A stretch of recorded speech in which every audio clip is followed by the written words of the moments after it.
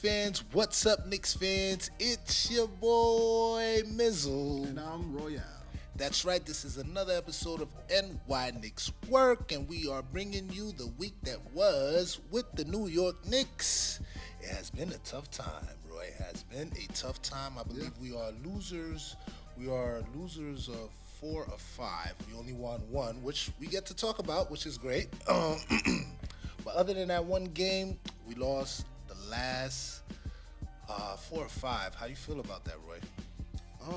Man, it's definitely frustrating. We kind of that plane is slowly slipping away. There's definitely been some ups and downs. We have a crucial gauntlet coming up in front of us. I believe it is the ranked the number 1 toughest schedule. Yes. Well, number 2. Number 2 toughest. Number 2. For the rest of the way? Yeah. For the rest of the way. Number 2 toughest schedule. Yeah, or maybe it's for the month of February. Yes, possibly for the month of double February. check that, but yeah, that's a fact. It's definitely hell month. I feel like we definitely should have taken advantage. We could have taken better advantage of of January, but hey, it is what it is. You got to keep moving. There were some ups and downs, definitely some ups. You love the play of RJ Barrett. Finally starting to get it together. You're starting to see them warm up to watching him run the offense. Quentin Grimes, his minutes is getting up there a bit. Yes, we're going to talk about him too. Yes. Absolutely. All great stuff, Roy. All great stuff. We're going to get into all of that in this episode. But wait, hold on. Before we get ahead of ourselves, all right? I know we're doing a lot of Knicks talk. What they got to do, they got to subscribe. And Roy, you got to get them likes up. That's a fact. You got to hit that like button for us so we can spread it out to more Knicks fans like yourself, all right? Don't forget the podcast link is in the description. And we have some more stuff in the description too, so check out that description for us, all right? Beyond that, let's get into this intro real quick, all right? So the intro, RJ Barrett is the number 14 selling jersey in the league. How you feel about that? This makes me feel good, Roy. I don't know. For some reason, I feel good about that. I like a young guy that works hard and is starting to see his hard work come into effect. Yeah, right you'd now. love to see it paying off, and I believe that he's taking something like that to the head in a good way, because you're seeing it in his confidence on the court. Right. I believe he's starting to, you're starting to see him come into his own, and it's also a reflection of just how we respect effort here in New York City. Oh yeah, we do. We definitely do. Rem made a joke. He was like, "Man, there's all them Canadian people buying RJ jersey." He does. Yeah, he does have that market too, So RJ, congrats on that. I believe that you will get higher before your career is said and done. All right. D Rose is about 2 weeks away from joining the team. He's on the bench now. He's about a legit 2 weeks away from being on that court, guys. So I wanted to remind you of that. And you see in the title, I said Kemba's Knicks days are numbered. So that's where we will be leaving that for now. And then at the end of the show, we'll talk about what we mean about that. But as we just said, D Rose is on his way. So. Oh, I didn't write the trivia, Roy. I didn't write the trivia, but I have it in my head. Let's do the trivia real quick, okay? All right, so the trivia is this question here. All right, the Knicks have Coach of the Year, Tom Thibodeau. Tom Thibodeau is the Coach of the Year last year, right? I wanted to know, how many times did did the Knicks coach win Coach of the Year? How many times? And who are those guys? All right?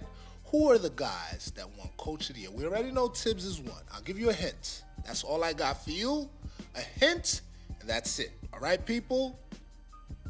There's 2 more guys that you got to name. We got Tom Thibodeau, so there's 3 in total. Who are the other 2 coaches of the year for the New York Knicks? All right? Roy, you have any ideas?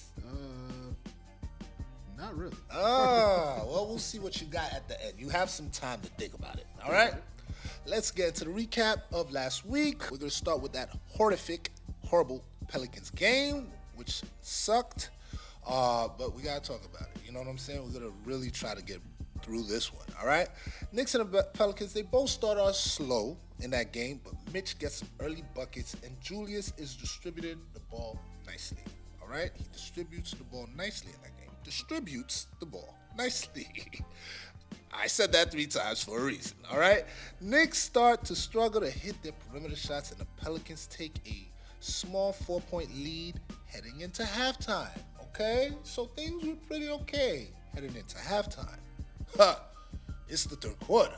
The third quarter, the Pelicans take over behind Ingram before he got injured. Ingram injured himself on his ankle, I believe, in that day. My man, son from BK, Navarro or whatever, I forget your name. You from BK. Shout out to you because we from Brooklyn too. Shout out to you, but not shout out to you for killing us that night. You know what I'm saying? He said it was a dream come true, and we always talk about it. Roy. Yeah, your nightly Garden of Dreams sweepstakes winner. That's what I call him. There you go.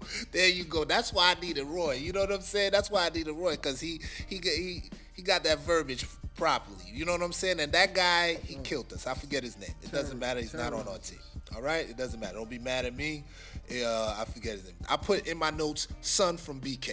Okay? So that just lets you know how much I care. You know what I'm saying? And Herbert Jones, all of them start killing us in the third quarter. The Knicks, especially Julius Randle, look horrible. He did nothing offensively the entire game. As a matter of fact, going into that halftime, I think it was that game. Wasn't it that game where he got the tech at halftime?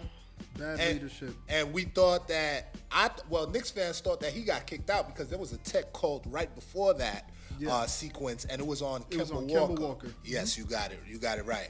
But he came back out, Evan Fournier trying to hold him back, and he get off me, Evan Fournier. That's your teammate, man. That's your teammate. He's just trying to calm you down. And then he comes back out with the same energy, but no energy to play offense. And it drove me crazy that on the play before that, I believe right before Kemba actually got the technical foul, when they were on offense that play, he had gotten fouled, and once again, he stayed there. He definitely got fouled. You have a point there. Yeah. You can let the refs know about that when it's time to, but he stayed there arguing with the ref, didn't get back on defense. You gotta get back on defense. She does all the time. The show must go on. That's a fact. You gotta get back on defense. You can't, because now you're giving up points. A missed call is gonna turn into even more than just the other team getting possession. Now it can lead to more points. More points. That's a fact. And at that point of the game, we didn't need to give up any more points. You just hit a shot. You got to keep it rolling. That's just bad leadership. That was bad a bad leadership. Foul, bad especially leadership. Coming off of a technical foul, the possession prior. And you got the bucket. Like, can we let it go? And then you come out at halftime, same energy, but no energy to score the basketball. I have 2 more things to say about this game, and I'm out of here. Obi comes up. Wait. No. Alec Burks and Quickly, they are the only ones that show that they have some signs to try to get us back. Because, guys, we go down 25 points to the lowly Pelicans. And this is without Brandon Ingram. I told you he got injured with his ankle. The score may not say it, but the Pelicans handled us and embarrassed us at home. So many turnovers too. 15 points combined from Randle and Fournier. Yeah. You don't gotta read that. Thank you. You don't gotta read those atrocious numbers. 15 points combined, and let's highlight Randle with 4 points. 1 of 9. I don't even need it to. I remembered it. It's so horrible, so putrid. You guys know that's my favorite word. 1 for 9. That is. I don't have any more words for this game. I'm gonna keep moving on. We have all the stuff that we're gonna talk about at the end. Okay? I have no more words. Gonna move on. Okay? Gonna move on because I have no words. For that. We go down 20. I know it looked like we lost by 10 or something, but no, we got embarrassed. All right? So, we had a Sunday matinee against the Clippers. All right? They came into the Garden. We saw Marcus Morris come on in. That's one of my guys, no matter what. Yeah. What a half a season he played for us that I still remember. It wasn't even a full season Thanks for thanks to your trade, we got quickly. By the way, thank you. Appreciate that. We got even a lot more than that. You know what I'm saying? So that Kristaps trade tree just keeps growing. I know, right? Every second. I know, right? So the Clippers game. Let's talk about it real quick. The Knicks took control of this game from the start. Hot shooting from RJ. Julius seemed to have bounced back, and them two set the table nicely. Yeah. They set the table nicely, doing their things. Fournier Burks, they join in. The Knicks start raining. They start raining threes. I'm like, all right. I love it when the Knicks actually hit their shots. They look like the team that we envisioned in the summertime, right? Like, even with the defensive stuff, I know we're not the defensive team that we wanted to be, but I know the Knicks, based on how they did last year and based on what they were practicing on over the summer, training camp and stuff like that. Open threes. Yeah. I love when they hit their threes. When they are not hitting their threes, that's when we have problems. And these are two important things. In the first half, the pacing was very fast. Yes. They played with a lot of pacing in that first game. And also, another positive, they consistently ran the ball through R.J. Barrett. That's another great sign. Yes. They need to. This team, we are at our best when we are playing fast. When we're hitting the open floor, it's a must that we do that more because we have guys. You have R.J. Barrett. He has size. He has strength. He still needs to, up his percentage at the rim. And at the free throw line. More, but we'll get into that. We're gonna get to that. But, you have R.J. Barrett. You got high flyers like Obi Toppin. When this team plays fast, good things happen. Young guys, man. Yeah. They're young guys too. Cam Reddish makes his debut. 5 minutes. Yeah. 5 glorious minutes for Cam Reddish. This guy Tibbs, man. I told you guys I love Tibbs, but when he does stuff like that, I do not love Tibbs. Okay, I got to keep it honest. Well, I needed to see him for a little bit more than 5 minutes. Give him 10 to 11 minutes his first game. Yeah. And yesterday we didn't even see him. I mean, in the Did game. You see him? Yesterday? No. Okay. I just want to make sure. He was a DMP. Okay, but, I want to make sure. But in a game like that, when we're winning, and of course it's his first game in, and guys have it going. I'm not too mad about that. You want to get him. You want to get him acclimated with the playbook. You know. He definitely he made well of 5 minutes. He got a nice little reverse layup. Yeah, you know what I mean. He tried to rebound coast to coast. How often do you see anybody on the team do that? I know it's not at all. And it definitely it looked good, man. Mm-hmm. And I loved I definitely loved them going to RJ once again. Yes, absolutely. So, pretty much, but what do you feel about RJ playing 20 minutes in the second half? That's a lot of minutes on the front of the back of a back-to-back. It is. I mean, it is, but that's to be expected with Tibbs, man. That's to be expected with Tibbs, but it's unnecessary. I agree with you. Yeah, I agree with you. I think it's unnecessary. You know what I mean? Even if he's a young guy, even if he's durable, which is another thing I've been talking to Ram, my brother, about. This guy's durable, man. I don't want to jinx him. You know what I mean? But man, you have enough guys on your team where you can give other guys a shot, other guys a look. You know what I mean? Yeah. So I'm there. I'm right there with you. And then Obi gets minimal minutes. He barely got any minutes that game. I don't think Obi even scored that game because his minutes were so low. Cam had like 5, maybe Obi had 9. I don't even think he touched double digits. But quickly continues to look fantastic. He looked like fantastic as not continues because we documented. He's been up and down. He's been up and down. He's been up and down. So let me correct that by not saying continued. He's been up and down, but that game he was up. As a facilitator, he didn't score too much. I believe he only had 8 points, but they were timely points. And him facilitating, him being able to do some good things that game, I like. And the strides he's making on defense, I would probably say that's probably what's keeping him on the court because he's playing well on defense and he's also pushing the pace very effectively. Absolutely. You see that he's keeping Kemba off the court. That's a fact, and we're going to get to that. So Noel finally comes back. We see, once again, I feel like this is deja vu all over again. Shout out to Yogi Berra. remember when we talked, we said it was a small sample size, Noel and Mitch. So Noel comes in, Mitch goes out. Mitch gets hurt. That's how it is. We can never have those two guys. Yeah, you can't have both. For the whole season, we have not had those two guys. We've had them for a very short time for one game each, separately. You know what I mean? So he finally comes, and I gotta talk about some nights. His baby jumper looked good. He looked good offensively. He had a nice little, he had a little baby jumper. What kind of water did he drink? I know, you saw that. I was like, what is he doing? A fadeaway jumper. Right. I was like, wow. And then a little free throw line. And those steals are what we are missing from, what we have been missing from Noel. Those steals. This guy, he's able to steal the ball. Let's finish up this game because we're going over a little bit. Julius and RJ closed the game out. No. Let's talk about Mitch. Mitch had a terrific game. I talked about him. He got hurt. My fault. Sorry, guys. Julius and RJ closed the game out despite a couple of comeback attempts by the Clippers. They were really trying to fight their way back into this. Julius made quick decisions. RJ had an all-around good game, which could talk about his box score. The Clippers never led. It was a wire-to-wire win. The story of the game was Julius bouncing back from his horrible game, the game before, as we just documented, and RJ continuing his great play and our glimpse of Cam Reddish. So let's get to the numbers from that game. That game was incredible. I loved every bit of it. Tell me about our guys. Tell me about RJ, Roy. Tell me about Julius. Julius had a nice bounce back game. I believe before Mitch went down, he had 8 and 8. Yeah. 8 and 8, man. He was looking good. That's why I got confused a little bit, guys, before. He was looking good before. But Noah, I was calling him Noah.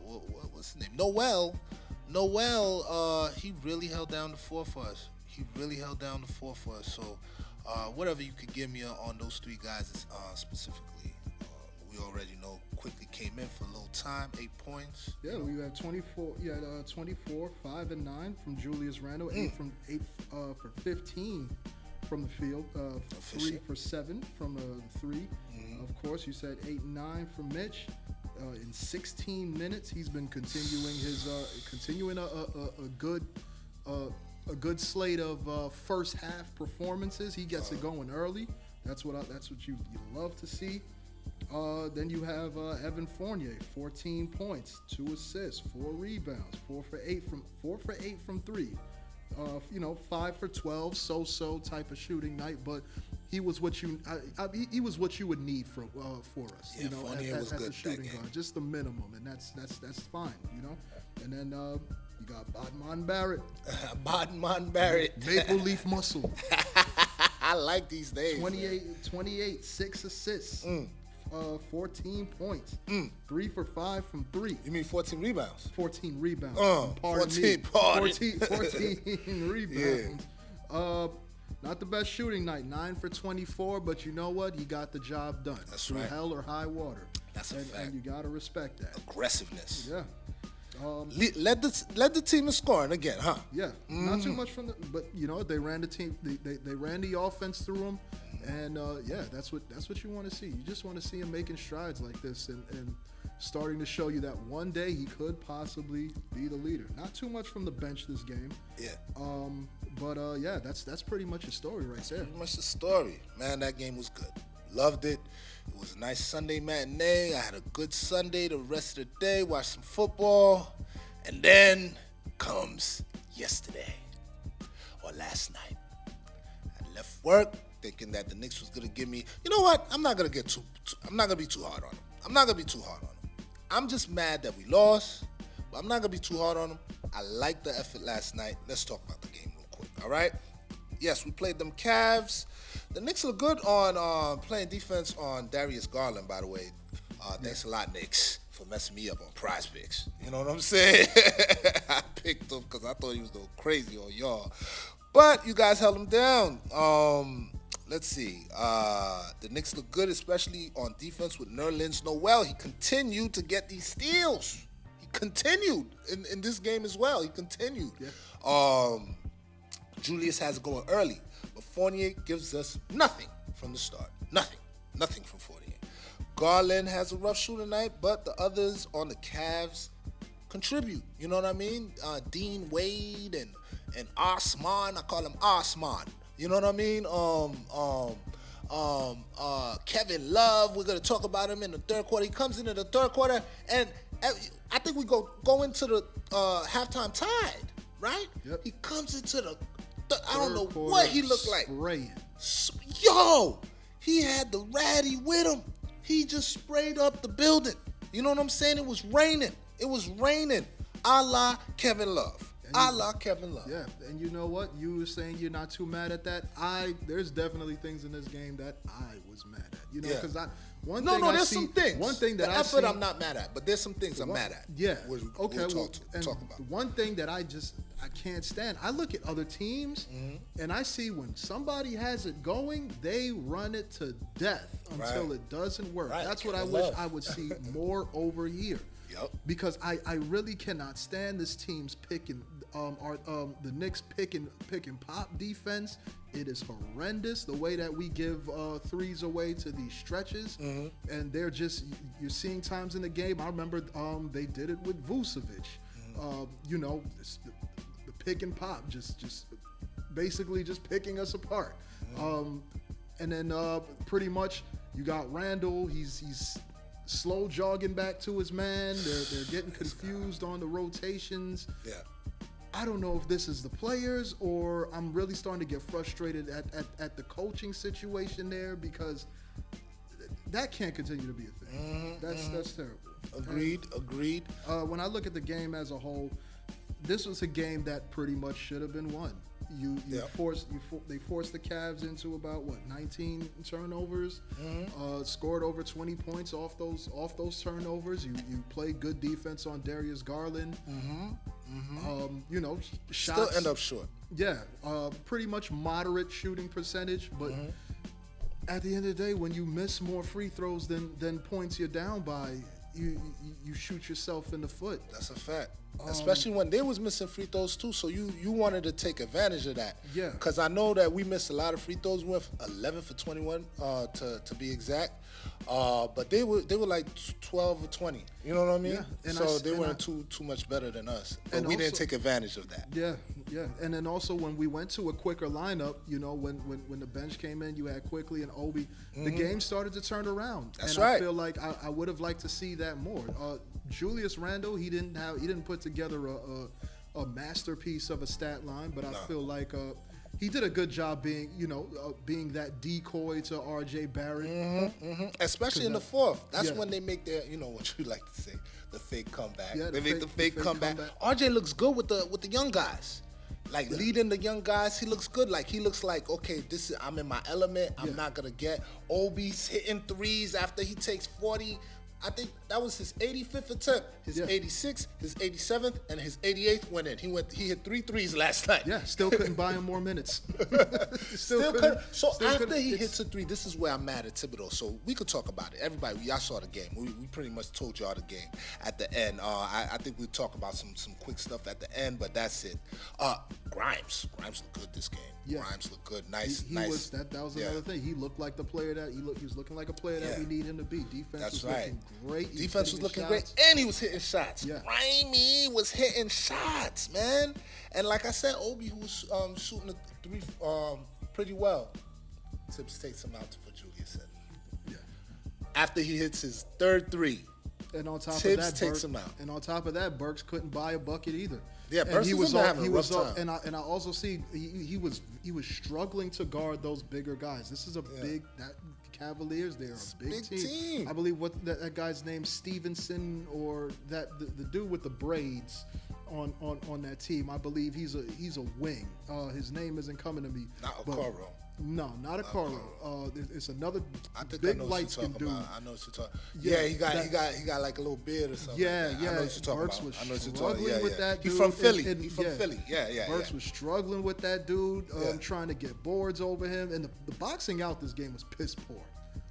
We lost the rebounding game. The guys they were struggling to grab a body on shots, but I believe this would have been a good spot for Cam Reddish because we could have used the bigger wing out there. Yeah, but no, still the nothing. rotations is just They didn't like that. They didn't like that stuff. They didn't like the free throws. They didn't like Julius' body language at the end when he missed the shot. Yeah, we get it, Julius. Like, come on, show some leadership. Yeah, you're disappointed. RJ missed that shot. Shout out to RJ for even taking that shot. 5 seconds left. We could have. I believe that, Tibbs. I feel like he drew up a pretty great play there. You know, to have Julius Randle slow dribble the defense to sleep and then pass to RJ with seconds left. Yeah, that for was him to shoot from 40.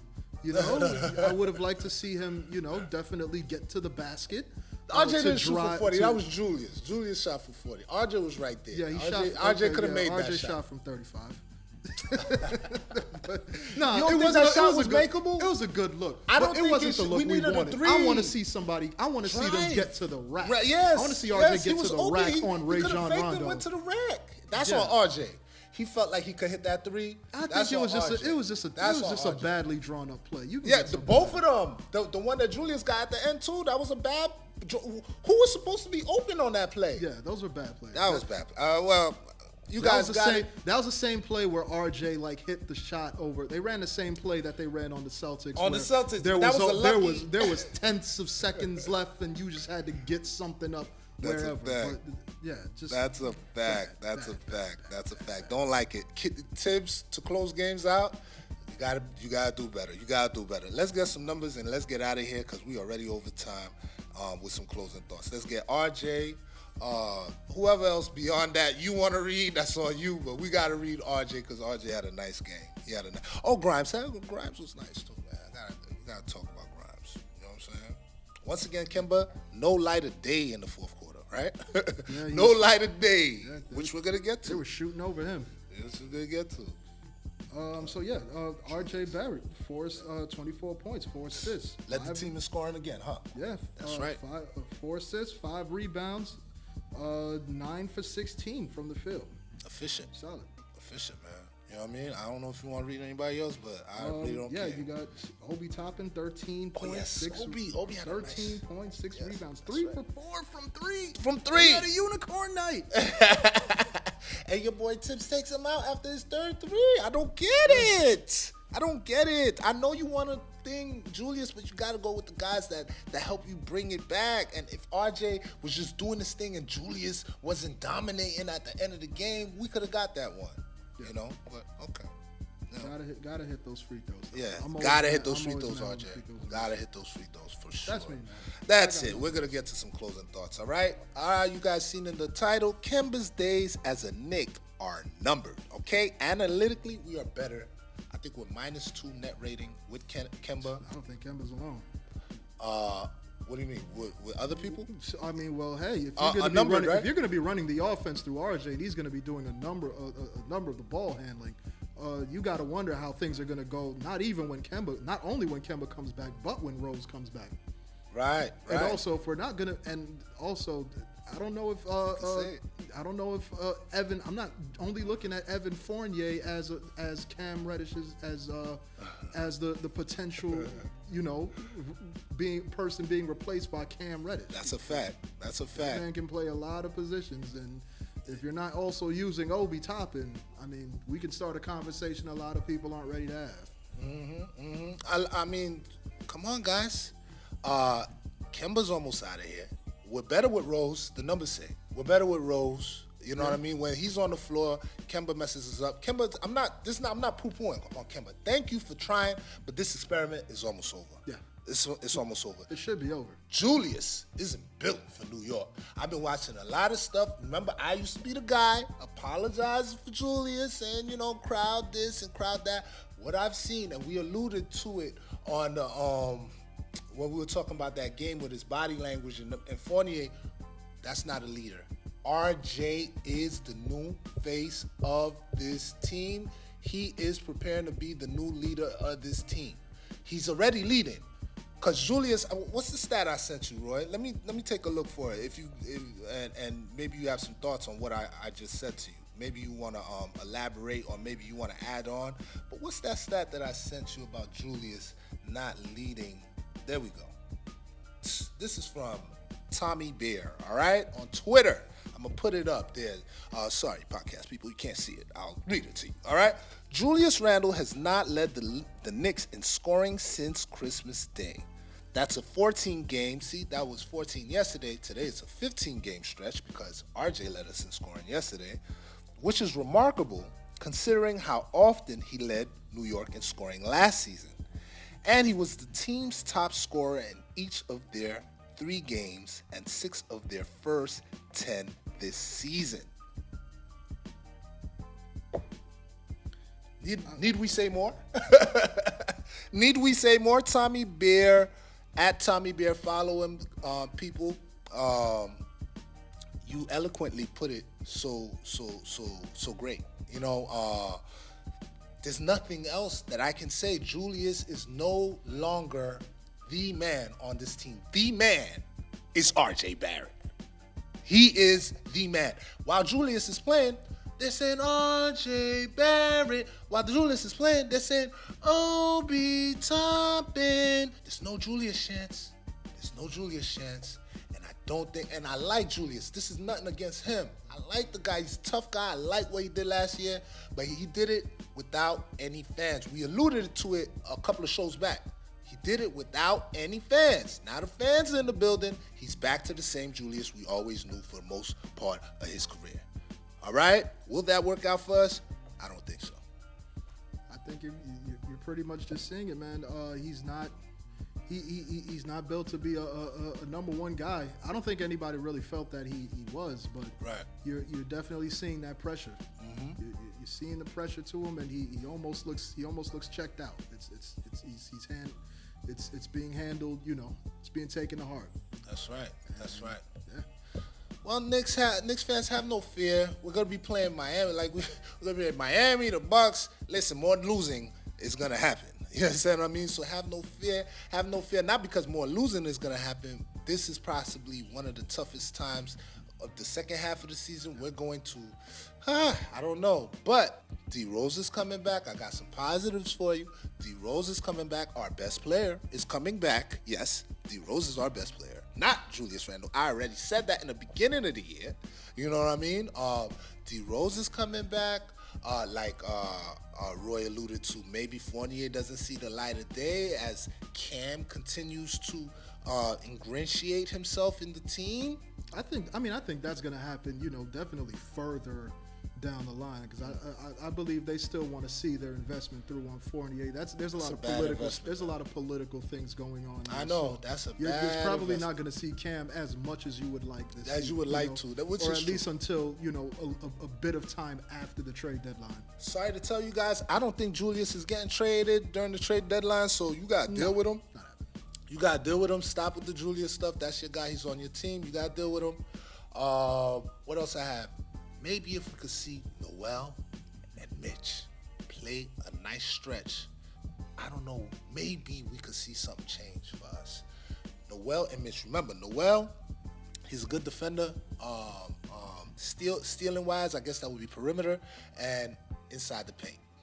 Mitch, he can't steal the ball no more. He was a better defender inside the paint, but he just can't jump inside anymore. He's Big Mitch now. You know what I'm saying? I don't got anything else, Roy. What about you? Make sure to put a lot of money down on Gabriel Vincent and Jordan Nwora in our games coming up. We will not be in the Garden, but they are potential Garden of Dreams sweepstakes winners. Yes. On the road. So yes. That's pretty much all I have to add.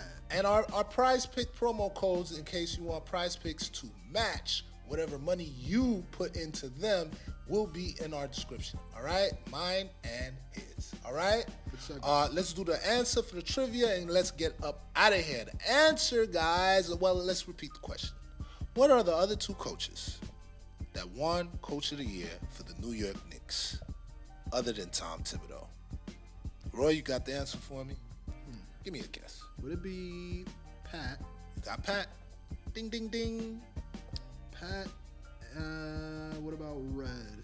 Come on. You see Roy was playing with y'all. Red, of course. And I know y'all see me looking at my phone. Trust me, I'm looking at notes He and wasn't. stuff. He wasn't. You can trust, as horrible as I do on trivia every day. Yes. I didn't look that up. But Pat Riley, Red Holzman. This one, as a Knicks fan, you should know. Yeah. You know what I'm saying? Pat Riley, we obviously. I wasn't gonna let y'all down on this one. I felt like I had to get this one. Yes, I am proud of Roy. Roy's on a roll. Roy's on a roll. Hopefully you're on a roll too. Hopefully you've been able to answer those questions correctly. We don't have any more time. It's your boy Mizzle. And I'm Royale. And we out of here, baby.